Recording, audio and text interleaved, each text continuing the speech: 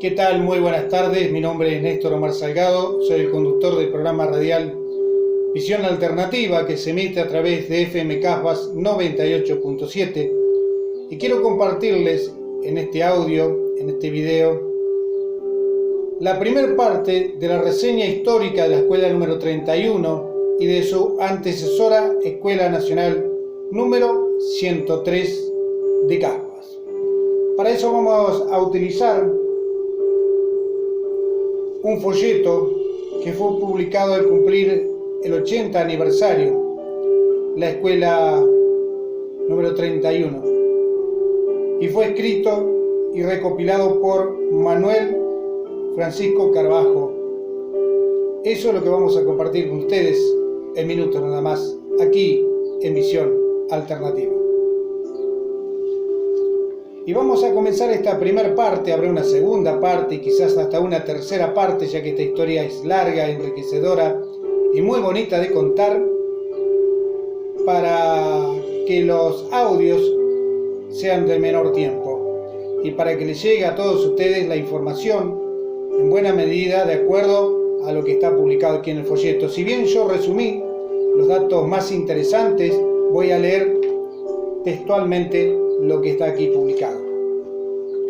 Y voy a comenzar a decirles los antecedentes de la ley que hizo posible la creación de la Escuela Nacional Laínez número 103. Antes de comenzar a historiar el inicio de la escuela, encuentro conveniente relatar brevemente los antecedentes del por qué se pudo conseguir la creación de la misma. Fue fundamental para que esta escuela pudiera establecerse la sanción de la Ley Nacional número 4874 del 19 de octubre de 1905.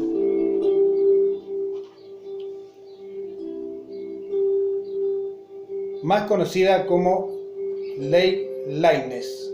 Su autor, Manuel Laínez, 1854-1924, fue periodista, político argentino, diputado y senador de la Nación. En 1981 fundó El Diario, del cual fue su director, colaborando al mismo tiempo en el diario Tribuna. Esta ley permitió difundir la enseñanza primaria en todos los ámbitos del país, creando escuelas elementales, infantiles, mixtas, etc., bajo el patrocinio del gobierno nacional. Y ahora vamos a comenzar con los datos históricos de la Escuela Nacional 103. El señor Alejandro Caride, quien fue un entusiasta propulsor del adelanto del pueblo de nuestra ciudad de Casbas, en ese momento era un pueblo que comenzaba a nacer, a surgir, y en el cual no podría faltar la educación, ya antes de su fundación, ocurrida el 19 de noviembre de 1911, remate de tierras mediante, se dirigió a su amigo el senador don Manuel Laínez, autor de la ley ya comentada, solicitándole la creación de una escuela. Este no tuvo inconvenientes, iniciándose en el Consejo Nacional de Educación el expediente número 750-5 de 1911.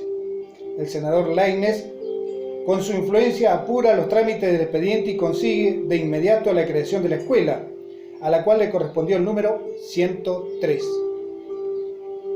La escuela quedó instalada provisoriamente mientras se delineaba el pueblo de Casbas y salieran a remate sus lotes en el campo de su esposa, doña Flora Casbas, en el puesto del Sombrerito, situado en el extremo sudoeste del campo, haciendo esquina con la calle que, partiendo de lo que fue la zanja de Alsina, en donde había estado instalado el Fortín Patriotas, y que pasando a la vera de su campo terminaba frente al campo de don Fermino Campo. Al lado del puesto del Sombrerito, el señor Caride había instalado un pequeño negocio de almacén para satisfacer las necesidades de los puesteros y colonos del lugar. Ambos se encontraban en medio de una tupida arboleda, estando ese sector del campo arrendado al señor Anastasio García. El pequeño almacén había sido construido con chapas y maderas, y ahí fue instalada la escuela, siendo designada maestra y a cargo de la dirección la señorita Josefina Arias, aunque esta carecía de título habilitante. La escuela comenzó a funcionar ese mismo año, el 22 de mayo. El apuro en la tramitación del expediente se debió a la accionar de influencia del senador Manuel Laínez.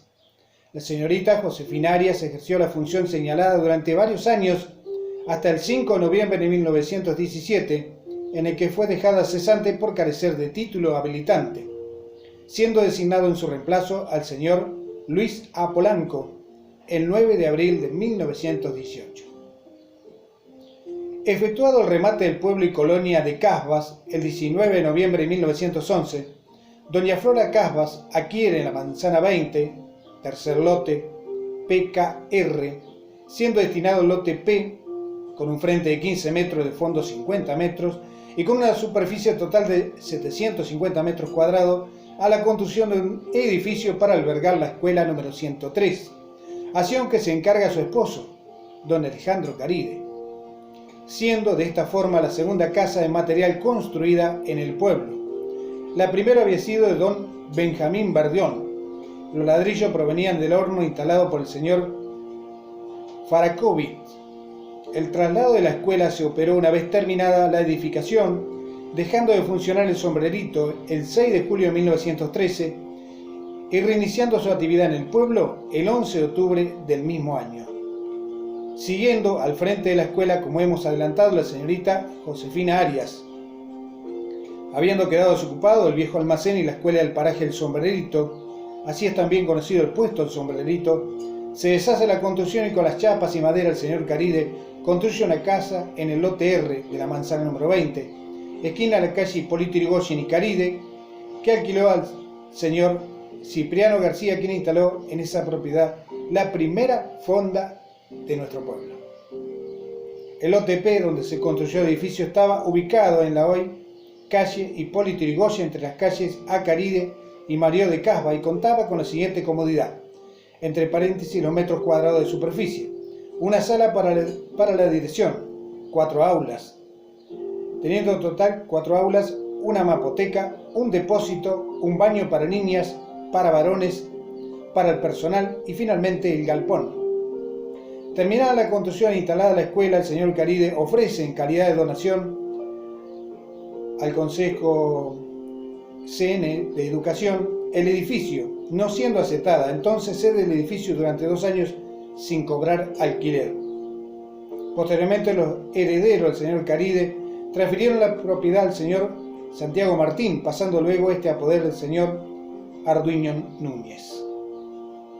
El edificio al momento de su construcción reunía las condiciones mínimas para el funcionamiento de la escuela, pero con el transcurso de los años las nuevas necesidades en el campo de la educación le van haciendo ineficiente, al irse agregando nuevas disciplinas para la atención del niño, como era el equipo de psicología, asistencia social escolar, orientación educacional, etc., que necesitaban espacios para desarrollar sus tareas. A lo anteriormente señalado se unía la falta de iluminación en sus aulas por no poder abrir ventanales por haber sido construida contra la pared medianera. Los pisos de madera también se fueron deteriorando y el paso del tiempo no transcurrió en vano.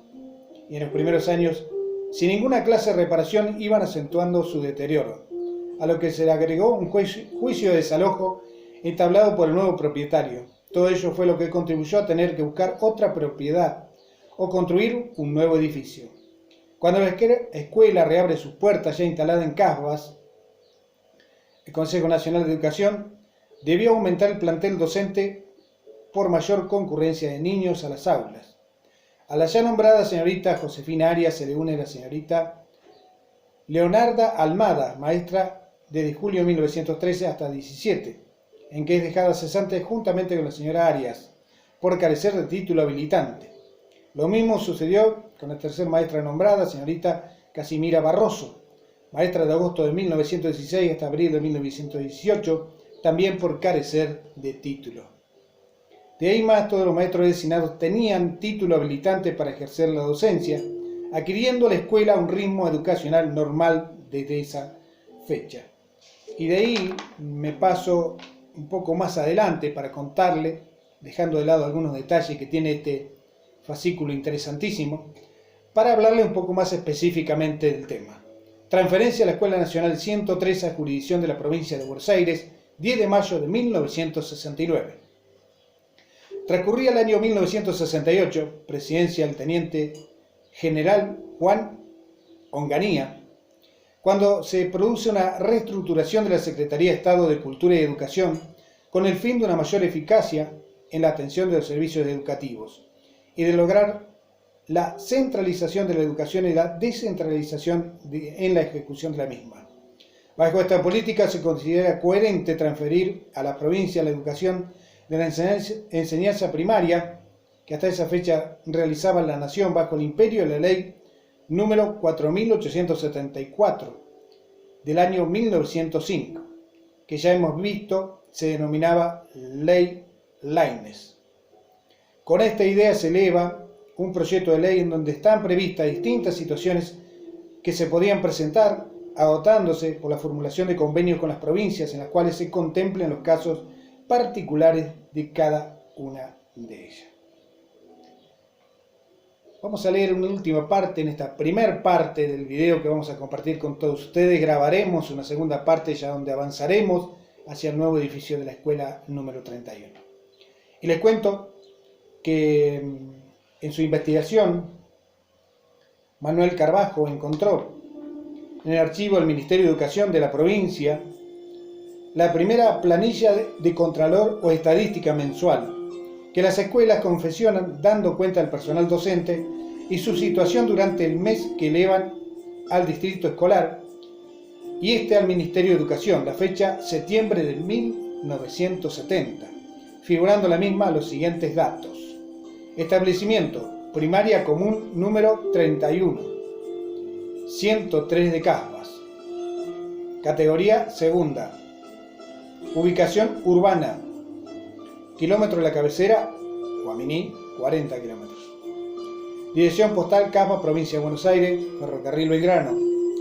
¿Cuál es la escuela más cercana? La número 4. ¿A qué distancia? 3 cuadras. Estación más próxima, Casbas, Ferrocarril General Belgrano.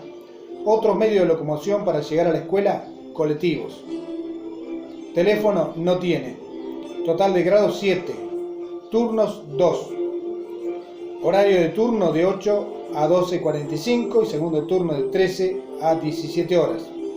Grados que funcionan en ese momento de primero a séptimo grado. Personal docente titular. Voy a leerlos tal cual están escritos aquí. Certificación de servicio del mes de septiembre de 1970. Seguramente algún familiar escuchará sobre quién era docente en ese momento y se sentirá gratificado. Riera de Barronquero, Alicia. Era de Río Negro, el origen. Pipo Ocampo, Marta. Gangali de Alvaro, Adelia.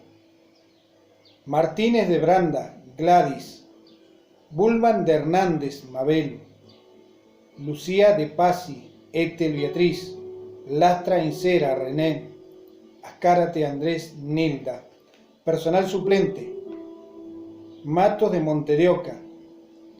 Salenga, Noelia Cristina. Verdión, María Cristina.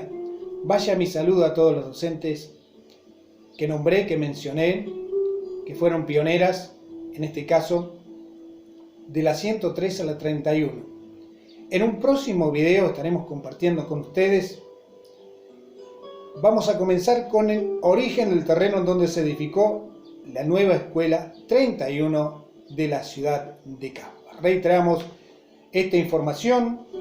Quiero agradecerle a Silvia por haberme permitido tener este material en mis manos y poderle contar a todos ustedes y rescatar parte de la historia de la Escuela 31 y de su antecesora Escuela Nacional 103 de Casbas, reitero, fascículo hecho por Manuel Carbajo, La Plata, octubre 1993, que hoy quien les habla, Néstor Omar Salgado, mediante el programa Visión Alternativa, un programa que impulsa las actividades culturales y educativas, le está compartiendo a todos ustedes.